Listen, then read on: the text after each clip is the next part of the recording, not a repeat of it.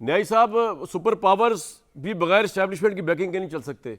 عمران خان بھی اسٹیبلشمنٹ کی بیکنگ سے تھے, لیکن طارق بھائی اس زمانے میں عمران خان کو کٹ پتلی پرائم منسٹر کہا کرتے تھے. اب پتہ نہیں اپنے پرائم منسٹر کے لیے کیا لفظ یوز کریں گے, لیکن اینی ہاؤ انہوں نے مثال دی تو میں نے بات کی.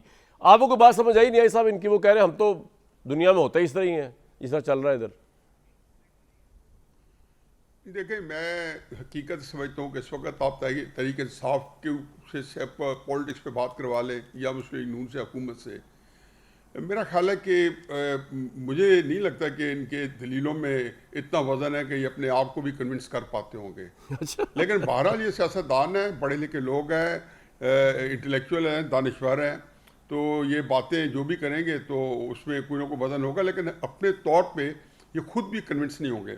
میں آپ کی اس بات کو بالکل تسلیم نہیں کرتا ہوں کہ عمران جو لوگ اس وقت پاکستان کے پاس جن کو جو کنسنٹریشن آف انفلوئنس ہے, کنٹرول ہے یا اتھارٹی ہے, یا جو جس کو کہنے کہ جو ہب آف اتھارٹی ہے, ان کو کوئی خوف نہیں ہے.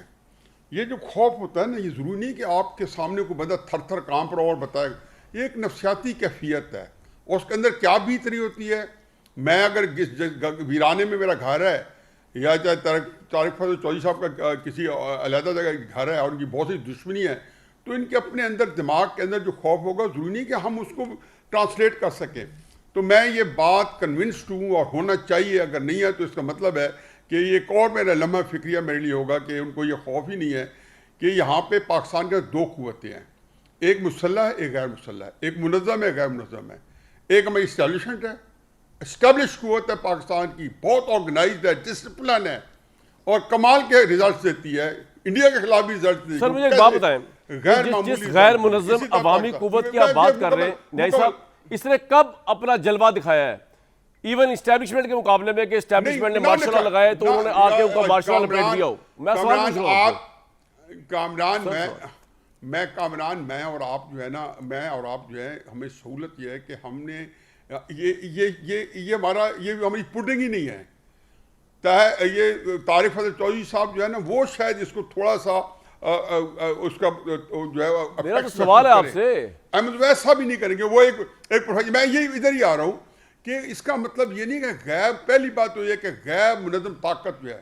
میں آپ کو چھوٹی سی مثال دیتا ہوں. میں نے آپ کے ساتھ بیٹھ کے پروگرام کیے تھے, اور بڑا لاہور کے اندر ایک عجیب و غریب منظر تھا.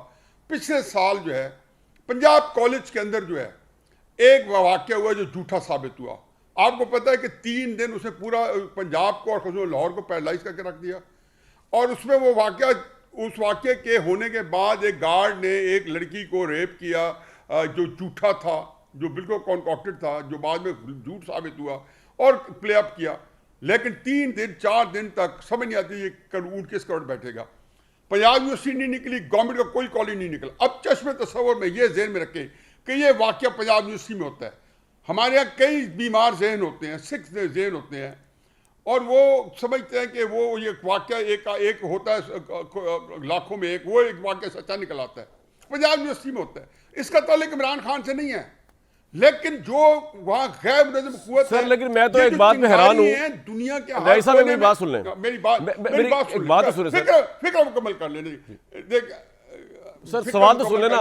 ایک لڑکی کی عزت پر حملہ ہوا, پورا لاہور باہر نکل آیا. یہاں پر جو لیڈر سب سے زیادہ پاپولر ہے عمران خان, اس کی پوری سیاست پر, اس کی قید پر, اس کی عزت پر حملہ ہو رہا ہے. ناٹ ان دیٹ سینس, مطلب ایک اس کو وہ کہہ رہے ہیں بے گناہ رکھا گیا, یہ بھی عزت پہ حملہ ہی ہوتا ہے نا. تو 1000 بندہ باہر ہی نکل رہا. میں دیکھنا چاہتا ہوں نا کب نکلیں گے. ہم ایک یار میں تو بات ہی نہیں کر رہا, میں اور آپ ایک ہی بات کر رہے ہیں. میں کہہ رہا ہوں کہ حسینہ واجد کے خلاف جو بندے نکلے ہیں وہ کیا خالدہ وہ نکلے وہاں پر, یہاں نہیں نکلے نا سر. یہ طارق صاحب اس لیے چوڑے ہو کے بیٹھ سکتے ہیں نا کہ نہیں نکلے نا.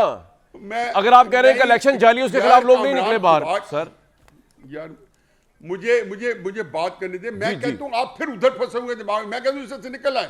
میں تو کہتا ہوں وہی واقعہ ہوا پنجاب یونیورسٹی کے اندر, اور پنجاب یونیورسٹی نکل آتی ہے. یہاں پہ جتنے جو اسٹوڈنٹس ہیں, جتنے ہیں, وہاں پہ تحریک انصاف ہوگی, اسلامی طلب ہوگی, نیشنلسٹ ہوں گے, وہاں پہ مذہبی تنظیمیں ہوگی, جن کے اندر زیرو درجے گورنمنٹ کی. لیکن ہوگا کیا کہ ان کو کچھ نہیں چاہیے, ان کو عمران خان کو نہیں لانا, لیکن ملک کا نظام جو ہوگا وہ بالکل پیرالائز ہو جائے گا. میں آپ کا پوائنٹ کچھ سمجھ پایا.